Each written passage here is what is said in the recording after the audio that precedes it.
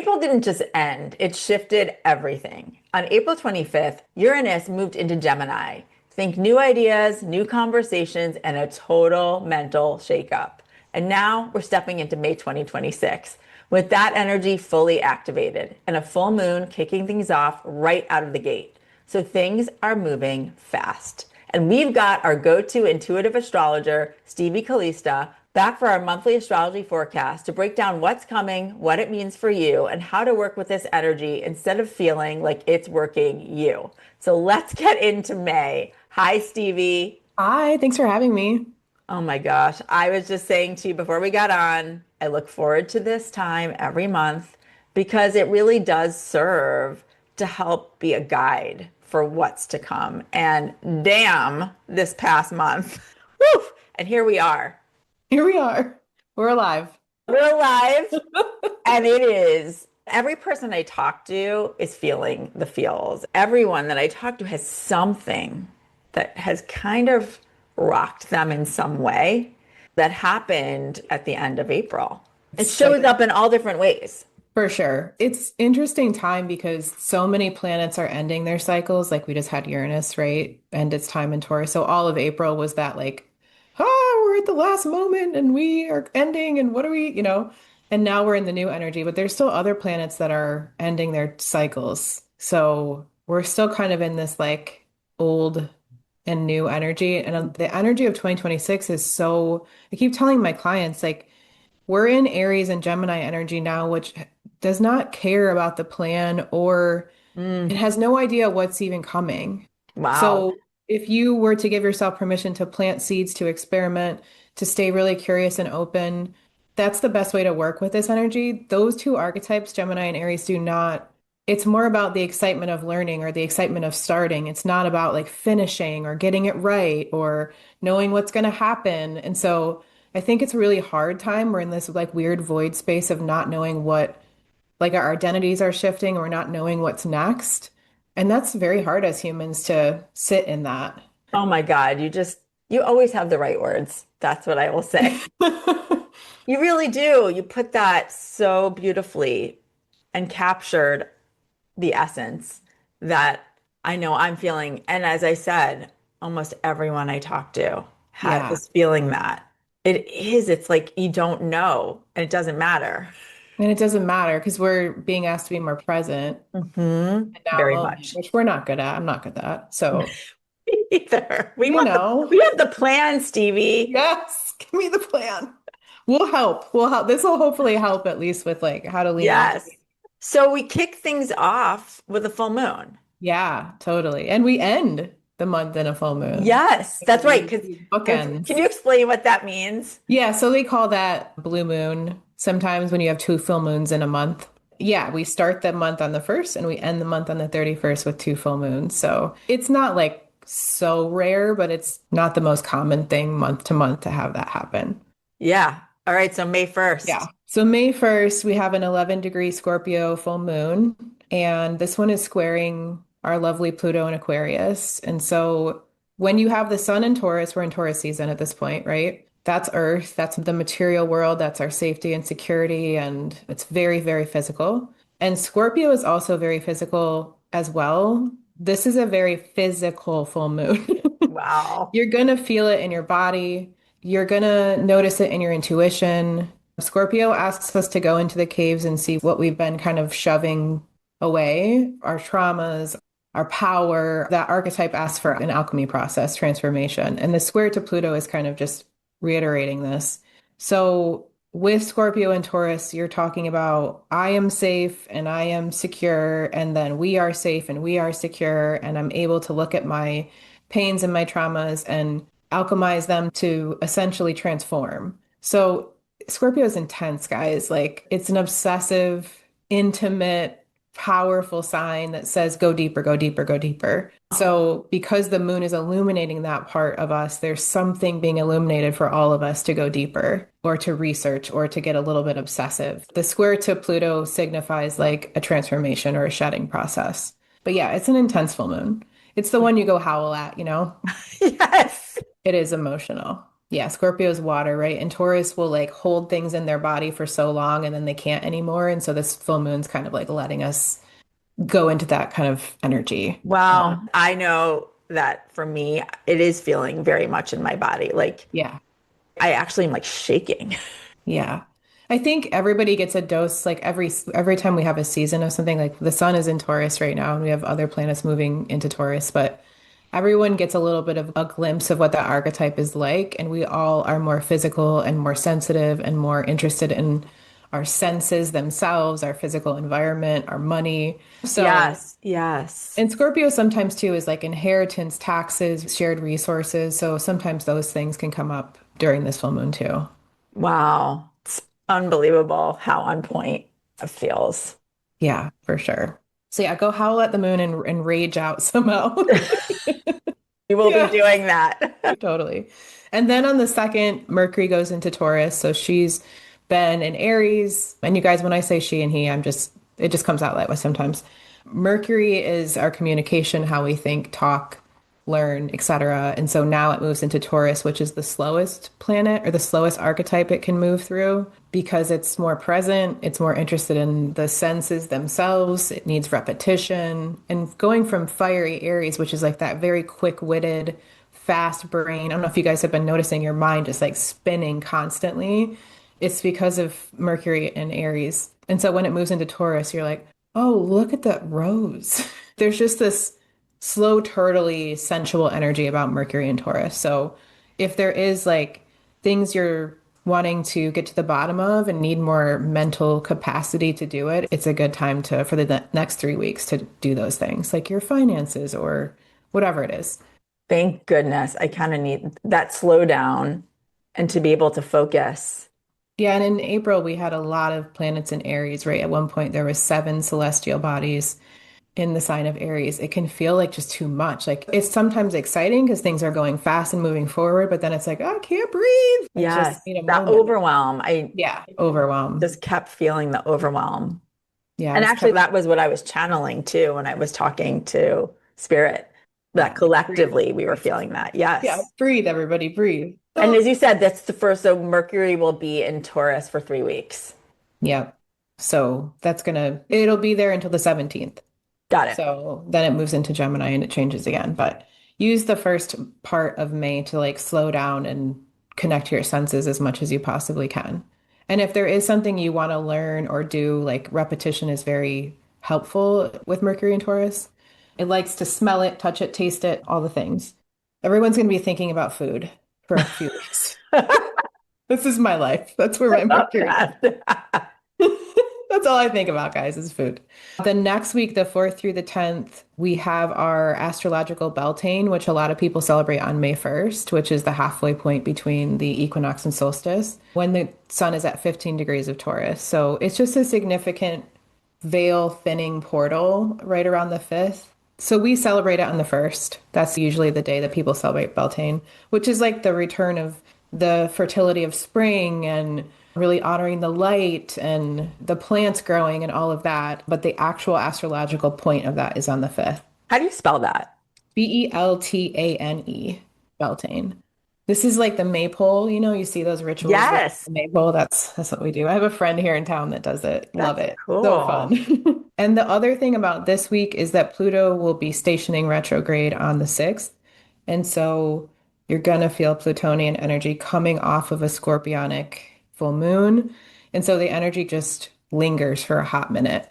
Pluto retrograding means that you're going to feel his energy really strong for those days. So let's say 4th, 5th, 6th, 7th, 8th, like right around that window of time, maybe before, maybe after if you're sensitive. But Pluto asks to bring your power back and transform and shed and kind of face your rock bottom and face what's hard and kind of alchemize into the phoenix that rises from the ashes. So he's intense, but he also is deep transformation and just power in general. So those kind of topics and themes, I know that's kind of wide, like how you talk about that, but that can be personal in many different ways. Yes, and I would be so curious to everybody listening how this is showing up for you. I Yeah. know how clearly it's showing up for me, and it makes me want to say and remind myself and whomever's listening, to surrender and have faith because of the transformation that is possible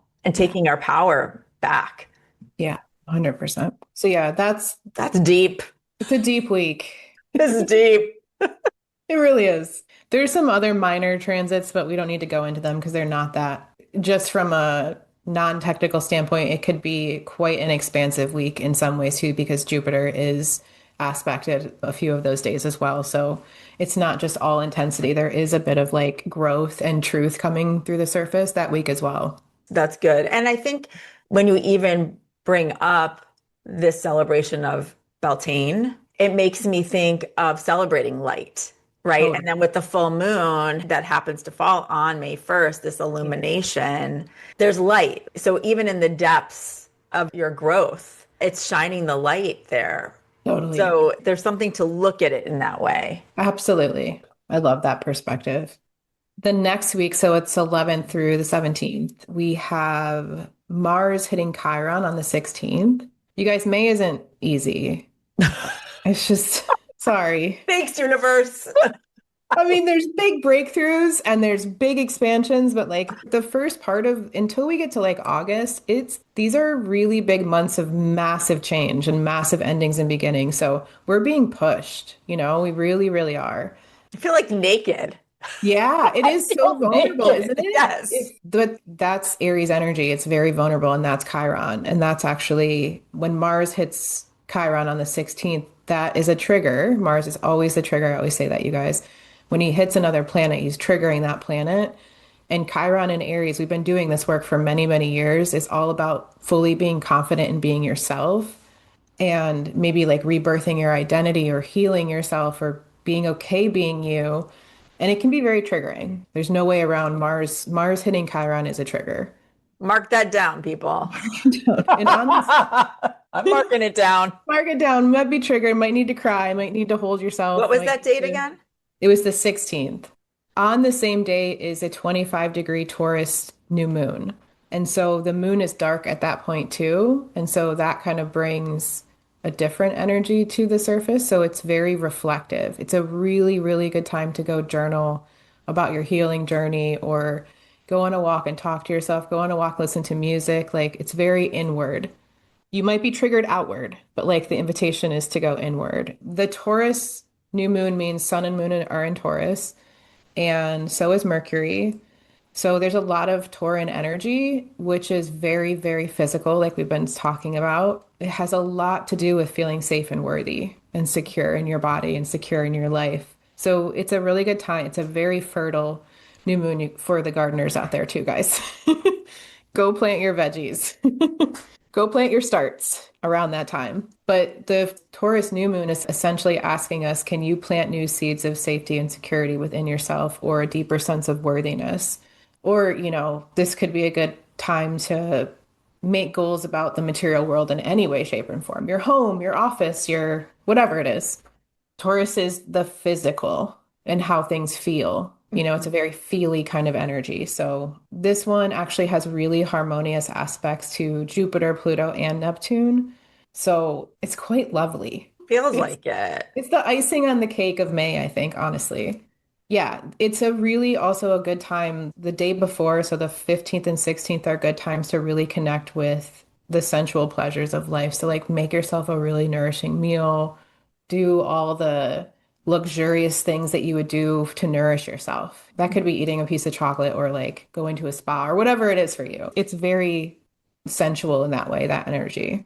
So triggering in one way and very sensual. Yeah. Well, you can get triggered and then go get a massage. Exactly. Yes.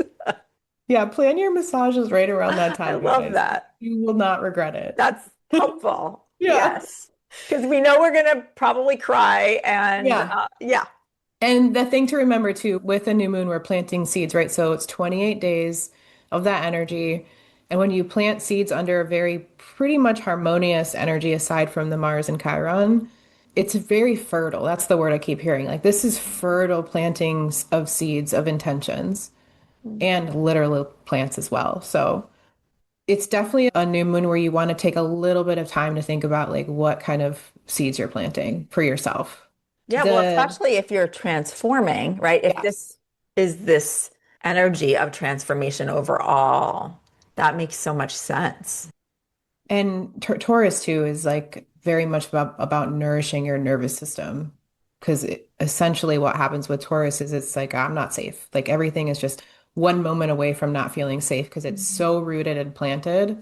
So think about those kinds of things too during this period of time. And you might even do this through all of the beginning of May because we're in Taurus season. So the 17th is when Mercury goes into Gemini and it hits Uranus right away. So think about the last few weeks. Mercury in Taurus is like eating chocolate and slowing down and looking at the roses. And when it goes into Gemini, it goes into the library and it like immediately wants stimulation. So you go from a very fast Aries Mercury into slow moving Taurus into fast again Gemini. And so Gemini and Aries wants to have conversations. It wants to be a student of life. It wants to follow its curiosity. It wants to read all the books. I know for me, like whenever we have Gemini energy, I like can't get enough reading. And then I'm done. It's like, oh, done reading. So funny. Because it's hitting Uranus for a couple of days, so you'll probably feel this 16, 17, 18, 19th. There's an electrical energy to our minds, which can bring mass genius level aha moments. Your mind could all of a sudden change its mind or see something in a completely new perspective. And it can also bring anxiety. It's just a Mm. lot. So just get into your body, make sure you're breathing into your heart, and also give your mind outlets to like run with that energy too. You'll be doing both, I'm assuming. So the 18th through the 24th, we have Mars move into Taurus on the 18th, and Mars will be there for 6 weeks. So the rest of May into part of June will be Tauran in that way. Mars in Taurus moves like a turtle. So Mars has been in Aries for 6 weeks. Go, go, go. Start. So what you initiated, what action you took in the last 6 weeks will start to kind of become more, will start to flourish with Mars and Taurus. Mars and Taurus was like, is willing to just, it's very gritty. It will just keep going and going and going and going until its hands fall off. Like, so if there's things that were planted action wise or things that were started, this is where you can really start to make things start moving. And I want to say too, not all the things that you plant or start, especially in the spring, are going to blossom. You have to be able to let some go because the Aries energy just wants to start all the things. And Taurus says like, but what's important and what do you value to keep watering? Do you know what I'm saying? Yeah, that's really helpful to keep Yeah. in mind. Taurus is very good at saying like, this is what's important to me and this is not. And so I'm going to drop this and give this my all. So you'll start to notice that over the next 6 weeks, you're really watering and nourishing things that you value. And you'll be thinking about like, how can I take action for the things that are actually important to me? If I keep saying my health is important, why am I not taking action? Yeah. Right? Spending time with your family or, getting that thing done, you'll be able to be like, oh, I'm going to do it. I'm going to do it. Yeah. Oh, that's good. Helps you Um, prioritize and be yes. discerning. Yes, be discerning about what is actually important to you, even if it wasn't in the past, it's a good reminder. Yeah. Yeah, this is new you, Yeah. remember. Right. New identities forming for sure. On the same day, guys, go look up in the sky at night. You'll see the moon and Venus together. And I don't know if you guys have ever seen moon and Venus together. I try to catch it every month, but it's just so beautiful. They Oh, call that the Venus Gate, where they hang out together. I So had yeah, never heard of that. Put that way. the planet that's closest to the moon is Venus that day. So there's an energy to it that I like to go sit under. It's very nourishing. And then also on that same day, Venus moves into Cancer. So Venus has been in Gemini, loving her books and her conversations and her learning. And now she goes to Cancer and says, like, oh, it's time to feel and nest and be with my family and get cozy, essentially. Venus in Cancer sometimes likes to look at the past and really, really reminisce on how it felt. So if you notice yourself over the few weeks after that doing that's why. Wow. Okay. And that's what's the date again? 18th. The 18th. Yeah, she's like, ooh, let's cook a good meal and cozy under a blanket. That's what her vibe is. On the 20th, the sun goes into Gemini and we welcome Gemini season. Happy birthday to all Geminis. Yes. So, Sun in Gemini is very much about learning and following your curiosity and staying really open to collecting new perspectives and data. It's much more social than Taurus and much more willing to go out and have a coffee date with somebody than Taurus is like, let's just not do that. Let's just work in our yard or eat a piece of chocolate. So yeah, Gemini season is here and we're all like wearing the student's mind. It's going to be a season where we really are being invited to look at things in a new light or maybe to even let go of judgments of some black and white way of seeing things. So anytime anything moves into Gemini now, it hits Uranus because Uranus is right there in the first degrees. Oh, So the wow. sun's going to hit Uranus, which we experienced right just before that. Sun conjunct Uranus means whenever the sun hits a planet, he's like bringing a lantern over and saying, look, there's like a flashlight right on this energy. So you're going to notice during this period of time that the sun will shine light on Uranus's duty in Gemini, and it will probably give us a good idea of what the next 8-ish years are going to be like. It could definitely bring a mass sense of change for you. Like all of a sudden you could be like, I'm not doing that anymore. That's not me anymore. I'm done. Or some sort of liberation or freedom energy, or even just changing your mind about something or changing your personality. Really, like Uranus is just unexpected, but he wants us to be true to ourselves, like our real truth, not the masks that we wear. So the sun I, shining its light there will kind of bring some of those moments up for us. well, and I want to just give this example because I can very much remember when, which I didn't realize at the time. I now can look back and see that when Uranus went into Taurus 7 years ago, personally, and most people that I encounter have something major that happened in 2019. And for me, that was leaving my job that I'd been at for almost 20 years and starting Seeking Center. Yeah. And, And and it's that's when it was on your sun, I think. and I'm bringing this up because I just want you to understand like that was life changing. Yeah. And I couldn't have predicted where I'd be. Here I am in 2026, and we're talking about now this moving into a different sign and what that means. And so a lot of people I know had major transformative experiences that started right around that time, whether it was the end of 2018 and somewhere into 2019. And Yes. then, right? Like, so I just want to bring that up because that's the kind of transformation we're talking about. And you may not realize it right at once, but it is pretty, like, I can still remember how I felt then. And Totally. it was like a magnet in the sense of I had to change something and I was being pulled somewhere else. Yeah. And if I stayed where I was, I felt like I might die. Absolutely. That's a really good way of describing his energy. That's exactly what he feels like. And he will give you the confidence to open the prison gate or whatever it is. It's not be a prison, but like anywhere where you're like, I've outgrown this. I don't want this anymore. I don't. Yes. And he will give you the bravery. And it feels like nervous butterflies, but you have to.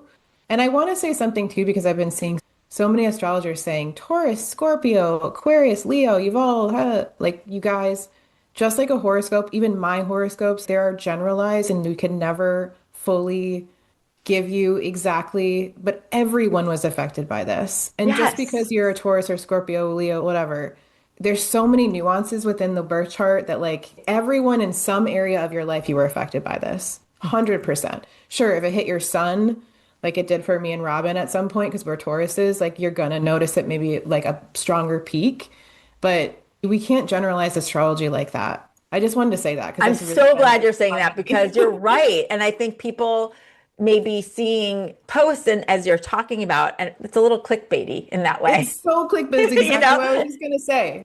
And we're just being real. Like you really can't understand where these things are in your chart until you look at your chart. And Right. the word you said, nuance. It's so nuanced. And at the same time, we can definitely say that you're impacted in some way. Yeah, absolutely. So yeah, I just wanted to say that. It's been really, I'm gonna make a post about it. Thank you for saying that because you're right. I have been seeing those. And I'm so glad that we're flagging this for people because in some way you're going to feel something. And to your point, some of us will feel it stronger than others.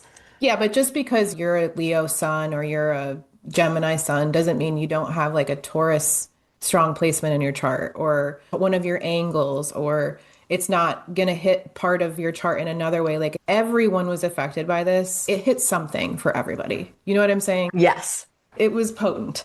And we're ending that Yes. cycle now, you guys. And when the sun hits Uranus on the 22nd, you're going to start noticing what this new cycle is going to bring to us. And I want to remind you, we had this energy in the summer of 2025. So Right. Uranus was in Gemini for last summer for just a small amount of time. So this isn't brand new to us either. Things were planted at that time that are going to start growing too. So the cycles are complex. Yeah. And it's just helpful to understand these beginnings and endings, and then having the opportunity to both reflect Yeah. and then look forward. Yeah, for sure. And I think the biggest thing that I've been hearing is like we have to try to make space for unexpected new energy because that's what Gemini and Aries are. And it's very uncomfortable for most people unless you operate in those archetypes most of the time to just like go with the fire horse, just get on and Yes. enjoy the ride as much as you possibly can. I'm doing my best. It's not easy, No, you and know. that's why to your what you've been saying now for months is like get in your body, Yeah. root, do those things because that will help you anchor Yeah. better as we have these very bold energies. Yeah. And I think the belief too that's been coming to me of like, it's all just show me how good it's going to get. Just knowing that it's all happening for me, not to me. Like just really taking that perspective so that like even if it's hard, I'm not looking at it like, oh my God, what's happening? We're Yes. again doing my best, but this energy is not my favorite in the way that it's just like, get on the horse, we're going. I'm Right. like, wait, we're going. Do I It's need a that backpack? that's right. It's that whole unknown. Yeah. Do I need to pack some bread and butter? Like what? How long are we to be gone? Yes. Yeah, exactly. So the last week of May is the 25th through the 31st, and there's two things this week. Mars is squaring Pluto, and a square isn't necessarily as loud as a conjunction, like when Mars hits something. But Mars square Pluto is definitely another moment of recalibration around your power, taking different action. It's in Taurus this time, though, in Aquarius. So this is about the financial security, safety, material world versus the humanity aspect of Aquarius or your future self. And so this could be a moment where you're like, oh shit, I really got to get my finances in order for my future self. Or you might notice something collectively happen in the economy that's affecting humanity. It's not a super loud transit, but it's loud enough to talk about, to bring to Yeah. your attention. Yeah. So that's on the 26th. And then on the 31st, we have our second full moon of the month at 9 degrees of Sagittarius. And so Sun in Gemini collecting its data, students cap, having its conversations and being very open. And Sag says, okay, I've taken all my data and now these are my truths. And so there's a full moon there, meaning like you're being asked to kind of look at your truth, maybe with brand new eyes, maybe with more curiosity, maybe not. I don't know. Maybe you collected data and just reaffirmed your truth. That's cool too. It's fine.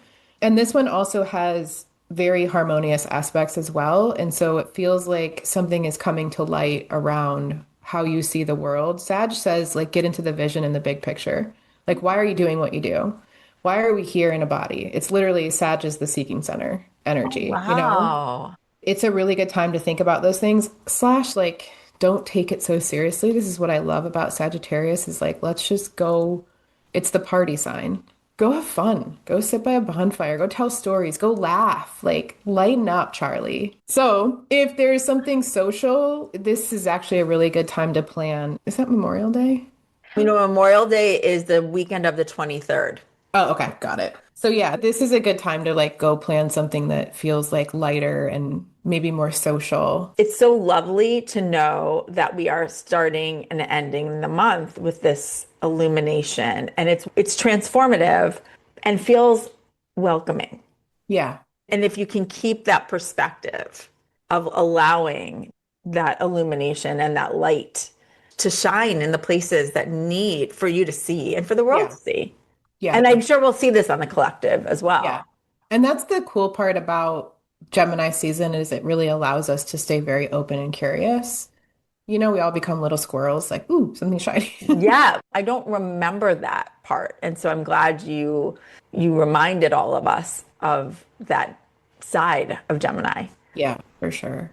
This is going to be another crazy month. But with more new, like I like that in the beginning, there seems like there's a little bit, there's intensity, but there's a little slowdown Yep, there's some earth. before it picks back up again.